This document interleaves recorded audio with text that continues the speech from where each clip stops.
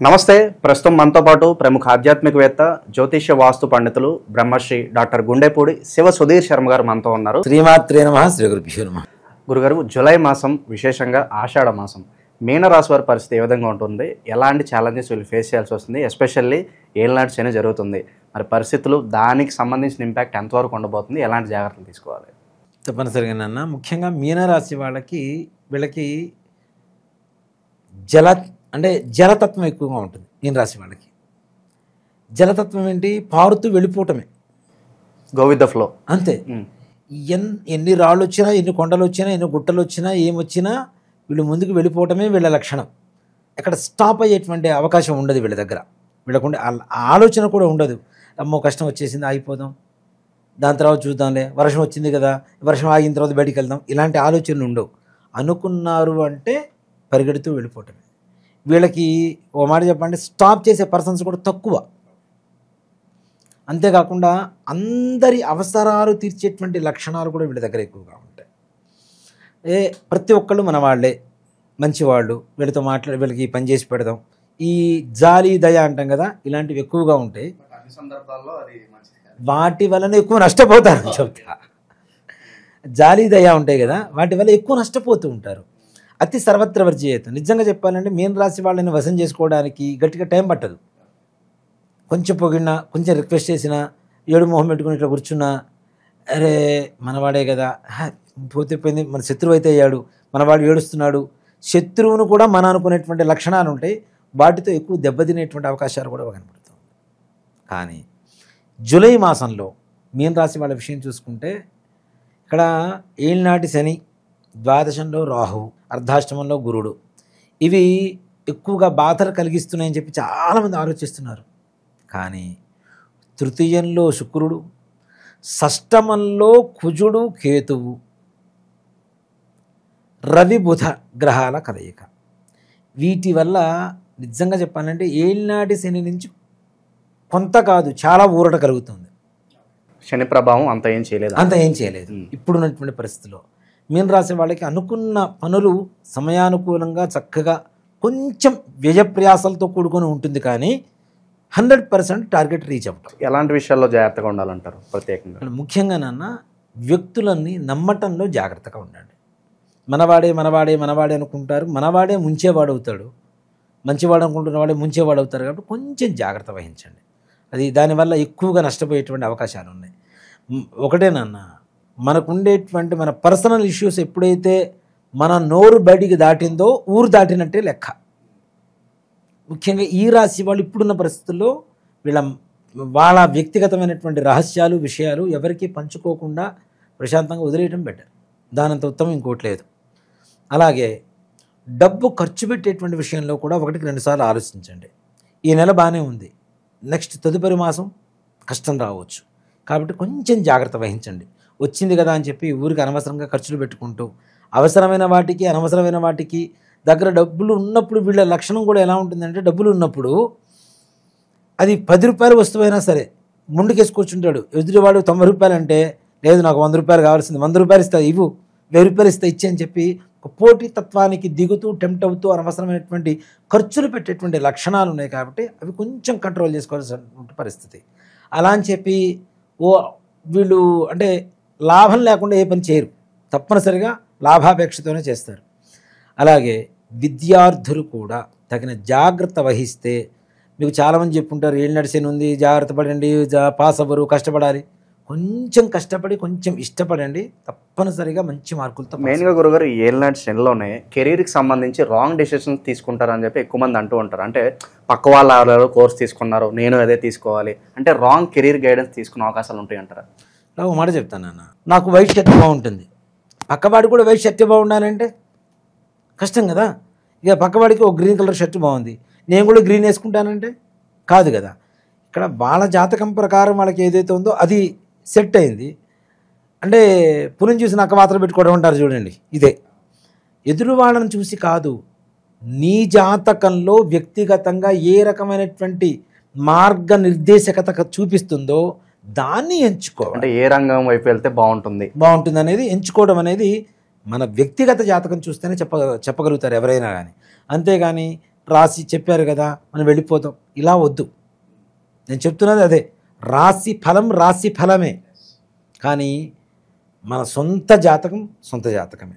అవునా? స్కూల్లో చదువుకుంటాను నాన్న, మనం చదువుకుంటాం, మనతో పాటు 1000 మంది విద్యార్థులు ఉంటారు. స్కూల్లో ఉన్నంతసేపే మనది, స్కూల్ బయటకు వచ్చిన తర్వాత మంది కాదుగా. అవునా? ఇది కూడా అంతే. కాబట్టి వ్యక్తిగత జాతకం వ్యక్తిగత జాతకమే, రాశి ఫలం రాశి ఫలమే. రాశి ఫలం అనేది కొంత మేరకు మనకు ఫలితాన్ని ఇస్తుంది, కానీ సంపూర్ణమైనటువంటి ఫలితం ఒక రాశి మాత్రం నిర్దేశించదు మీ జాతకాన్ని.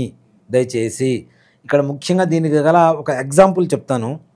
ఇప్పుడు చాలామంది కూడాను వివాహ పొంతన చూసుకోవాలంటే పాయింట్స్ చూసుకుంటున్నారు. 36కి 18 వస్తే చాలు, అబోవ్ 18 వస్తే చాలని కదా. అక్కడ రాశి నక్షత్రమే. వాళ్ళ పర్సనల్ ఇష్యూస్ ఏంటో తెలియదు, వాళ్ళకు ఉండేటువంటి అనారోగ్యం ఉంటే తెలియదు, వాళ్ళకి సంతానం కలుగుతుందో లేదు తెలియదు, వాళ్ళు అసలు పురుషుడా నపుంసకుడా అనేటువంటి విషయం తెలియదు. ఇప్పుడు చాలామంది ఫేస్ చేస్తున్న ప్రాబ్లం ఉన్నాను ఇది చాలామంది. అలాగే అసలు వాడి మెంటాలిటీ ఏంటో తెలియదు. అలా తెలియకుండా వివాహాలు చేసేస్తున్నారు, కోర్టులలో పెరిగిపోతున్న కేసులు. మరి అలాంటివి ఎలా తెలుస్తాయి అంటే వ్యక్తిగత పరమైనటువంటి జాతకం చూస్తేనే చెప్పగలుగుతారు, లేకపోతే చెప్పరు, దాంట్లో అనుమానం లేదు. కాబట్టి వ్యక్తిగత జాతకమే, రాశి ఫలం రాశి ఫలమే, దాంట్లో అనుమానం ఏం లేదు. అలాగే ఈ మీనరాశి వాళ్ళకి వచ్చేసరికి ముఖ్యంగా డబ్బులు ఖర్చుకు తగ్గట్టుగా చేతికి అందుతూ ఉంటాయి. జూలై మాసం అంతా కూడా మంచిగా వస్తున్నాయి, బాగానే ఉన్నాయి, పర్లేదు, మన ఖర్చులకు వెళ్ళిపోతున్నాయి. ఎక్కడ అసంతృప్తికరంగా ఉండేటువంటి పరిస్థితులు లేవు. కొత్త కొత్త పరిచయాలు ఏర్పడతాయి. ఈ పరిచయాలు కూడా కొంచెం పొట్టిగా ఎర్రగా ఉండేటువంటి వ్యక్తులు ఏర్పడుతూ ఉంటారు. వీళ్ళ ద్వారా ఆర్థికంగా లాభపడటానికి అవకాశం ఉంటుంది. ఉద్యోగస్తులు నిరుద్యోగస్తులు ఉంటారు కదా, వీళ్ళకి ఇలాంటి వ్యక్తుల ద్వారా ఇంకో చోట అవకాశం దొరికేటువంటి పరిస్థితులు కూడా కనబడుతున్నాయి. రెఫరల్స్ ద్వారా ఇలాంటివి తప్పనిసరిగా నిరుద్యోగులకి ఈ హైట్ తక్కువ ఎర్రగా ఉండేటువంటి వ్యక్తుల వల్ల కొంతమేరకు ఉపయోగపడేటువంటి పరిస్థితులు కనబడుతూ ఉన్నాయి. అలాగే ఇక్కడ కొంతమందికి ప్రమోషన్స్ కోసం ప్రభుత్వపరమైనటువంటి ఉద్యోగస్తులు, ప్రైవేట్ పరమైనటువంటి ఉద్యోగస్తులు ఎవరైతే ఉన్నారో వీళ్ళకు కూడా కొంతమేరకు ఊరట కలుగుతుంది. పర్వాలేదు, అనుకున్నంత స్థాయికి ప్రమోషన్స్ రాకపోయినా ఒక స్టెప్ ముందుకు వెళ్ళటం మాత్రం, ఒక మెట్టు ఎక్కడం మాత్రం తప్పనిసరిగా జరుగుతుంది ఈ స్థాయిలో, ఈ జూలై నెలలో. ఆ పరంగా మీరు ప్రయత్నాలు చేయండి, సఫలీకృతులు అవుతారు, ఏమాత్రం కూడా సమస్య లేదు.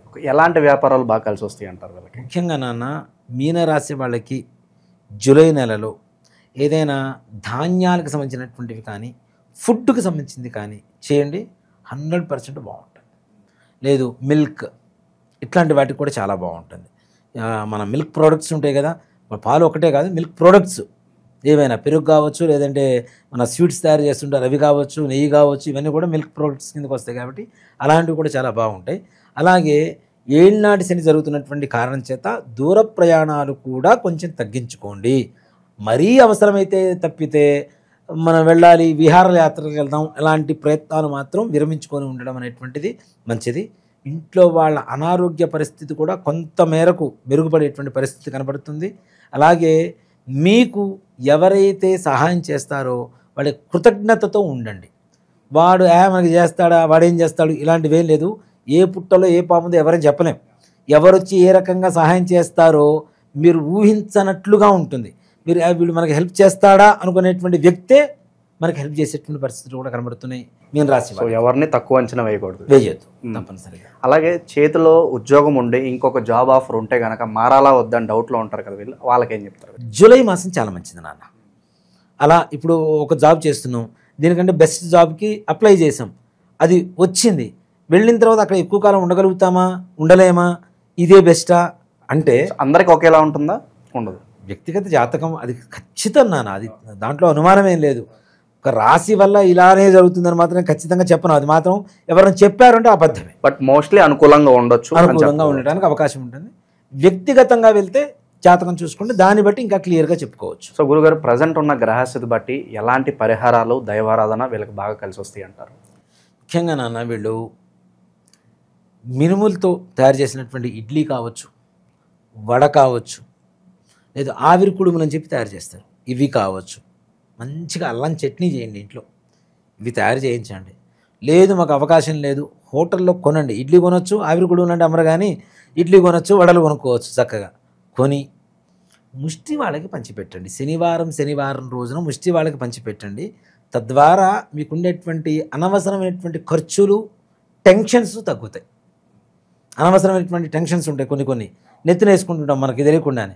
అలాంటివి కూడా దూరం అవుతూ ప్రశాంతంగా ఉండేటువంటి లక్షణాలు తప్పనిసరిగా మీన రాశి వాళ్ళకి జూలై నెలలో ఈ పరిహారం ద్వారా జరుగుతుంది. పితృదోషాలు ఉన్నాయని చెప్పి చాలా వరకు కూడా అడుగుతున్నారు.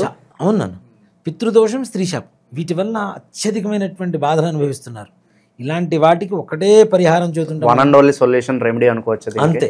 ప్రపంచంలో ఎవరు ఎన్ని చెప్పినా, ఇప్పుడు నేను సుధీర్ శర్మ ఉన్నానండి, సుధీర్ శర్మ లాంటివాడే సుధీర్ శర్మ కాడు కదా. ఇది కూడా అంతే.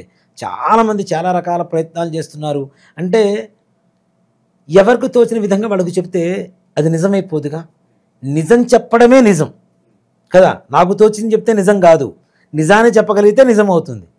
దీన్ని రకరకాలుగా మారుస్తున్నారు. కానీ గోకర్ణంలో ఉండేటువంటి మోక్షనారాయణ బలి ఏదైతే ఉంటుందో అది అమావాస్య రోజున ఎవరైతే చేయించుకుంటారో వాళ్ళకి సంపూర్ణమైనటువంటి పితృదోష, స్త్రీశాప నివారణ, తద్వారా కనీసం వచ్చే సంవత్సరం నాటికి పూజ చేయించుకున్న రోజు నుంచి సంవత్సరం నాటికి వాళ్ళ జీవితం మారటం అనేది తథ్యం, సత్యం, సత్యం, పునఃసత్యం. దాంట్లో ఏ రకమైనటువంటి అనుమానం లేదు నాన్న. దాంట్లో ఎంత గొప్పగా ఉంటుందో అంత గొప్పగా ఉంటుంది. దానికి బెస్ట్ ఎగ్జాంపుల్ నేనే చాలు చూసే జనాలకి. ఎంతోమంది వస్తున్నారు గురుగారు మీ ఆధ్వర్యంలో, మేము కూడా ఆ గోకర్ణ వస్తామండి, పూజ చేయించుకుంటామండి అని చెప్పి చాలా మంచి రెస్పాన్స్ వస్తుంది. సో పర్సనల్గా తప్పనిసరిగా రమ్మని చెప్పండి. అయ్యో తీసుకెళ్తాను. ప్రతి అమావాస్యకి వెళ్తూ ఉంటాం, అమావాస్యకి అక్కడ ఉంటాం. తప్పనిసరి ఇక్కడి నుంచే బయలుదేరుతాం. రాండి, చక్కగా చేయించుకోండి, అన్ని బాధ నివృత్తి కలుగు చేసుకోండి. అక్కడ వివరంగా చేయించేటువంటి గురువు గారిని కూడా ఎంచుకొని మరీ పెడుతూ ఉంటాం మనం, పురోహితులు కూడా. అన్నీ ప్రతి ఒక్క దాంట్లో 1-2 సార్లు ఆలోచించి జాగ్రత్త తీసుకొని వెళ్తుంటాను అన్న. నన్ను నమ్మి ఇంత దూరం వచ్చినప్పుడు వాళ్ళకి మంచి జరగాలి, ఇది ఒకటే. నన్ను అందుకే పుట్టించాడేమనుకుంటాను నేనైతే దేవుడు. అంటే గోకర్ణానికి ఇంతమందిని తీసుకుని వెళ్ళి వీళ్ళ కర్మ నివృత్తి చేయరా అని చెప్పడం కోసమే భగవంతుడు నన్ను పుట్టించి ఈ స్థాయికి తీసుకొచ్చి ఇదే ప్రయాణాలు ఎక్కువగా చేసేట్లుగా చేస్తున్నాడేమో అని నేను భగవంతుడి అనుజ్ఞ అనుకొని స్వీకరిస్తూ ఉన్నాను. ఆ బాధ్యతలు తీసుకొని చేస్తూ ఉన్నాను. గురుగారు ఏళ్ళనాడు శని జరుగుతుంది కాబట్టి శనికి సంబంధించిన పరిహారాలను చెప్తారు వీళ్ళకి కదమ్మా. పరిహారం అంటే ఒకటే నాన్న, భగవంతుడికి ధ్యానానికి మించింది ఇంకోట్లేదు. కాబట్టి చక్కగా శనీశ్వరుడు శ్లోకం ఉంటుంది కదా, శ్లోకాన్ని చదువుకోండి. నీలాంజన సమాభాసం రవిపుత్రం యమాగ్రజం ఛాయామార్తాండ సంభూతం తన్న మాంశనీశ్వరం. ఈ శ్లోకాన్ని చదువుకోండి. మినిమం అంటే తక్కువలో తక్కువ 19 సార్లు తక్కువ కాకుండా చదువుకోండి. తద్వారా మంచి ఉపయోగం ఉంటుంది. ఓవరాల్గా మీనరాశి వాళ్ళు ఈ జూలై మాసం ఎలా ఉంటుంది, ఎలాంటి జాగ్రత్తలు తీసుకోవాలి, అద్భుతంగా వివరించారు. ధన్యవాదాలు. శ్రీమాత్రే నమః. శ్రీ గురుభ్యో నమః.